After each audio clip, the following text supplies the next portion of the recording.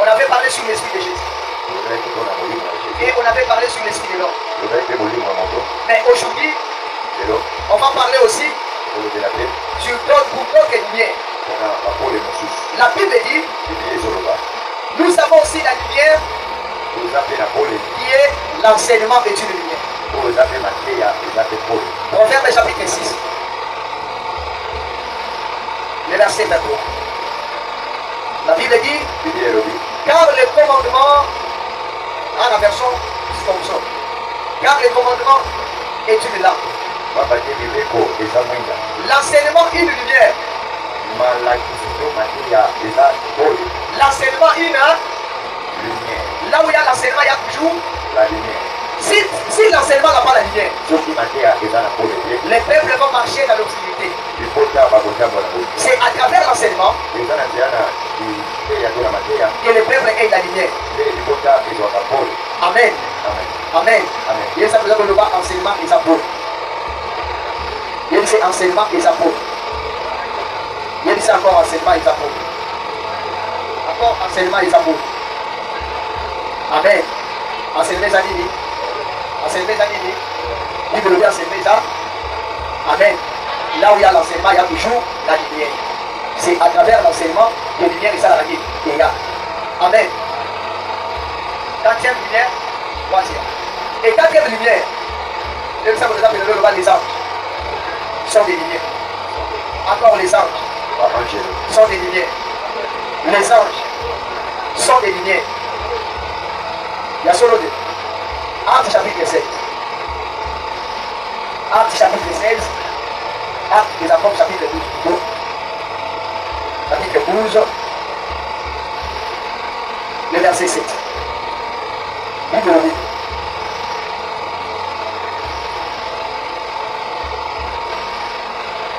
Acte des apôtres chapitre 12, le verset 7. Je suis là. Le verset 7. La Bible. Et voici un ange du Seigneur. Survint. Et qu'une lumière brillant dans les cellules. La lumière a été brûlée par la présence d'un ange. L'ange vient pour parler de la part de Dieu. L'ange dans sa bouche, il parle seulement ce que l'Éternel a déposé en eux. Amen. Les anges sont des lumières. Là où il y a la présence des anges, il y a toujours une lumière. La Bible dit que voici qu'un ange du Seigneur survint. Une lumière brillant dans la cellule. Réveilla Pierre en le frappant au côté. Puis il dit lève-toi promptement. Les chaînes tombèrent de ses mains. Les anges n'ont pas parlé. L'ange n'a pas parlé. Mais à cause de la lumière des anges, Pierre a été délivré. Pierre a été délivré. Je vais dire à quelqu'un, Dieu va te délivrer. Dieu va te délivrer. Dieu va amener une délivrance. Et Dieu envoyera son ange ce soir pour te délivrer à cause de la lumière de l'ange. Que la lumière de l'ange porte la délivrance à ta vie. La présence de l'ange porte la lumière dans ta vie et porte des solutions. Là où il y a la lumière, il y a toujours la vérité. Là où il y a la lumière, il y a toujours la vie. Amen. Cinquième, les esprits de sacrificateurs sont des lumières. Amen. Tout le monde a besoin de Saoul, pourquoi il n'était pas Saoul? Amen. Pour avoir la lumière. Amen. Dans 1 Samuel chapitre 9, verset 3. La Bible dit qu'il avait un fils du nom de Saoul. Homme de Lilith et Boquet Israélite. Et le dépassait toute de la tête. Les adresses de Hit, père de Saoul, s'égarèrent. Et Ish dit à Saoul,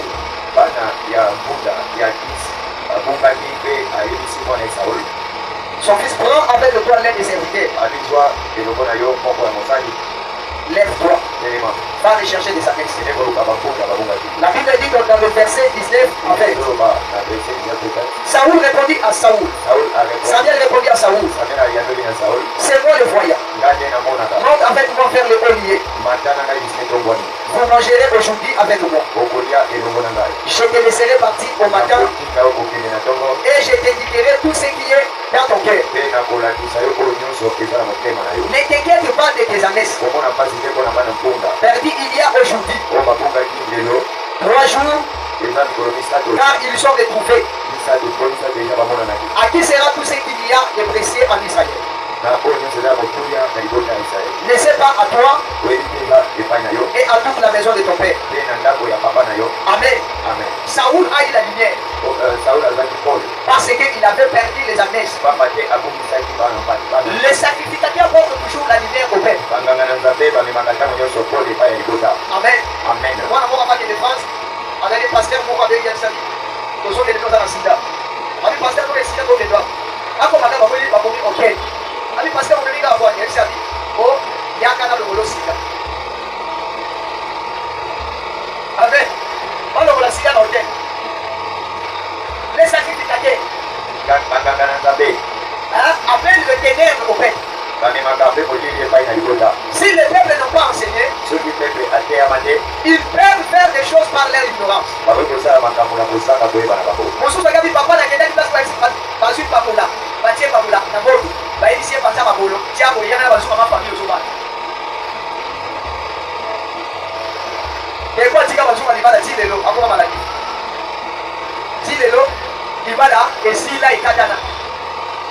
Sacrificateur. Amen. Dieu a établi le sacrificateur pour porter la lumière au peuple. Si tu viens avec un sacrificateur qui ne porte pas la lumière dans ta vie, sépare avec lui. Mon frère Israël a dit, prophète Samuel s'est dit qu'il faut aller au Kamanzembo, il y a ma frère Oué, il y a ma frère JB, pour extraire la voix bien en chose. Mais les prophètes là sont côté de la boîte. Mais les prophètes là sont assistés à qui a mené pas marabout, à bêter le bon dans ma volonté vous cessez. Prophète, pasteur, maman la montagne, wana biso na ngabo na yo kaka na masambo. Na montagne ya kiali ya kusisi. Na sema nini na Israël. Apoke mwa utaka soki France. Loka ye pembe, ye ba bela bitu. Aye na mwansi ya baki ya dibala. Bayaka na kiseke. Baye ba kota filiki gra. So père moi za kusika atipa. Na ba ndo bondi na na kipetu. Père na tamara. Kuna vita kwa kota filika. Akandi aye kwa sababu pesa na kwa pesa mimi. Aye alo la drapo. Apôtre, na jeune dame de moment civil. Na luzizi na naisa. Et pas papa Jean. Ni qui a quoi on c'est là on a fait avant la maintenant mais n'importe quoi pas tout est dit oh c'est ça qui on a problème au bloc na bi manaye on a kana bi manaye na reçoit on a que on a na reçoit tu vois c'est malade dans le bloc et me demande ya nani ya prophète ou bien on va nata amen les sacrificateurs sont des lumières. Il ne faut pas faire quelque chose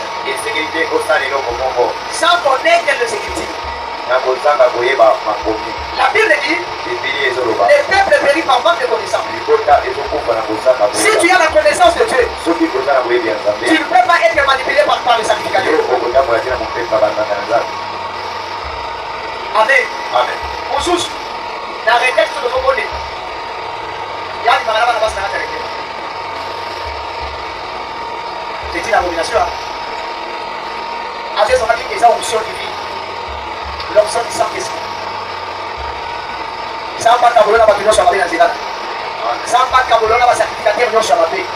A-t-il de l'homme à comporter lumière dans la vie d'ailleurs? A-t-il de l'ailleurs? On va comporter lumière. Les sacrificateurs sont venus. Or la Bible dit, Dieu a établi Ézéchiel. bible ezo banzambe abatisaki Ézéchiel à d'Israël comme sentinelle na Israël lokola sitili pour parler de la part de Dieu. po aloba po etali ya nzambe. Amen. Amen. Les pasteurs, les prophètes, les docteurs, les sacrificateurs, basali ya tous nous sommes des nzambe sacrificateurs. Il faut qu'ils portent la lumière au Père. esengeli basali ya nzambe nyonso wana bamema pole epai na libota. Maman a taillé la tête par le babi. Dieu m'a alloué. La carte à on a les réseaux sociaux. Dans un prophète récolté. Dans un vituka. Dans un avion. Dans un mapa. Dans l'adaka. Nous avons fait un à Zadi. Et on s'en va dire que on a fait un marché. Sacrificateur. Porte la lumière. Kangana nzambe mema pole À partir de ce soir, kopanda poko lelo à cause de la présence des sacrificateurs dans cette église, na ntina ya bangangana nzambe na eglise oyo là où il y avait le ténèbre, bisika molili ezalaki que les ténèbres disparaissent au nom de Jésus. tika molili elimwa na Et poko la na Yesu. lumière qui marche avec nous tika pole ozo etambola na biso marche aussi avec vous. etambola mpe na bino Que l'Éternel ouvre vos tika esprits. nzambe afongola milimo na bino. Yes. Amen. Amen.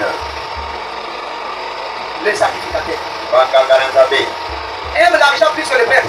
baningi mbongo koleka bato. Ayebi ke lokola maman aza na mbongo te na okekotala ye te. Il faudrait que papa maman soki akeya apesaka nga transport ya 10 dollars na 15 dollars. Sacrificateur. Oye koporte lumière, oye koporte ténèbre. Un sacrificateur ne regarde pas les conditions du peuple. bangana nzambe atalaka te oleke libota azopika Même si les peuples sont pauvres, ata libota abazopikila kokola il sera toujours là pour parler de la part de Dieu. ye akozala kaka na mpo aloba po etali Il sera toujours là pour porter la lumière. ye akozala na kaka mpona komema pole. Amen. Amen. Les sacrificateurs. bangana nzambe Nani ovandaka nani? Nani ovandaka? Encore, azozali prophète. Nde komela koteya bato na l'église. Kokolelaka porte parce que likolo oyo piaka. Ngai koteya bato mpona kipiaka nani. Nalingi ke nyonso okelokela bato te. J'aime les sacrificateurs qui portent la lumière. nalingaka bangangana nzambe bamemaka pole Même s'ils souffrent, ata bazomona mpasi l'éternel Dieu yawe nzambe sera toujours leur lumière. ye akozala kaka pole na L'éternel Dieu yawe nzambe va leur donner ce qu'ils demandent. akopesa bango oyo bazosenga. Les sacrificateurs bangangana nzambe ne vivent pas par le main de l'homme, bango babikaka te na maboko ya bato mais ils vivent me bango babikaka par la main de l'Éternel. na maboko na Je yawe prophétise na sakoli que Dieu te donne un sacrificateur nzambe apesa ongangana qui nzambe sera capable de porter ton fardeau, wakozala makoki akomema likumba qui na sera yo capable d'amener la lumière dans ta vie. wakozala makoki akomema pole na bomoi na yo. Les apôtres ont marché avec Christ bantoma batambolaki na yesu et ils ont amené la lumière au peuple. nde bamemaki pole na libota. Amen. Amen. Est-ce que tant que ça vient la savoir dans ces mêmes mais quel est votre lumière qui va être prophète papa et si vous êtes tout le monde, so vous wana aza pauvre, aza na pauvre, ça veut dire que vous wana aza dans le solo na yete.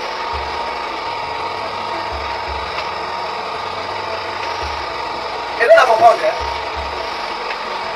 Batu balingaka basala nzambe bakosaka kosala bango oyo basengaka mpo kote wana bamonaka bango bayuma ça veut dire que bango vraimen nzambe azali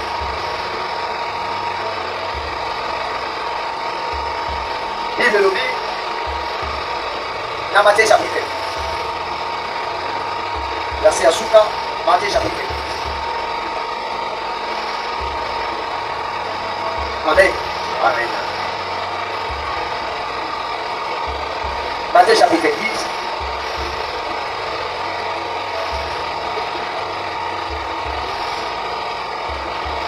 Le verset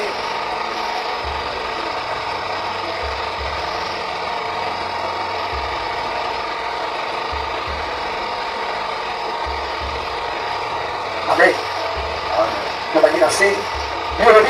Quels sont les 12 que Jésus envoya après leur avoir donné les recommandations suivantes?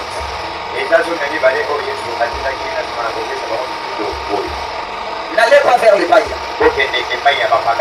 N'entrez pas dans le ville des Samaritains. Allez plutôt vers les prédits perdus de la maison d'Israël. En chemin, prêchez que le royaume des cieux est proche. Guérissez les malades, ressuscitez les morts, purifiez le lépreux, chasser les démons. Vous avez réussi gratuitement. Donner gratuitement. Amen. J'ai rencontré quelqu'un. Il m'a dit, et la grâce de Dieu, il faut bénéficier à cela. Il faut demander aux gens l'argent pour que les gens aient la guérison. Il faut que je demande aux gens l'argent pour prophétiser pour eux. Dieu n'a pas besoin de tout cela. Dieu m'a envoyé seulement pour résoudre les problèmes qui sont difficiles.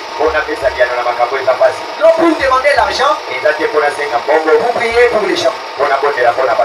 Ma bénédiction est liée à l'éternel. Même si les gens ne me donnent pas, l'éternel Dieu Tout-Puissant va me donner. La Bible dit,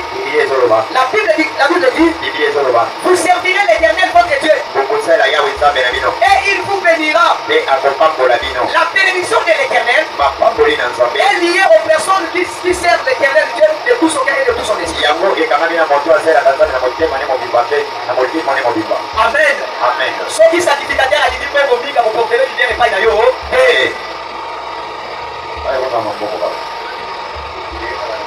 On va le pour recevoir la petite. Pour recevoir la petite. Ça va passer comme grâce pour recevoir la petite. Et après ça, vous pouvez faire la solution à un problème. Voilà. L'eau les a produits. L'eau les États-Unis. L'eau les a relatés. L'eau les a n'importe quel pays. Ça les lance. Pas dans un sacrificateur. Au monde a un souci. Il y a plus d'agneau. Il y a plus d'agneau. Ça a un souci à plus d'agneau. Parce qu'il y a eu. Maman, là son problème dans ma casa. La coupe qui a 7 à 7 jours. La coupe de la bonne agneau. Mais si on sait la prière, à 5 à 7 jours. La coupe de la l'église. Yo, regarde, vous ne laissez pas dire. Dans sa prière à 5 pendant 7 jours. Jusqu'à ce que l'éternel a reçu cette prière. Donc ça dit bien. Il y a ça dit, mais ça dit bien. On lui a pris le côté à quoi le démasser. Avec les moissons, il faut savoir que ça va changer. À qui il va faire? La prière n'a pas de et vous portez le vide. Et vous portez le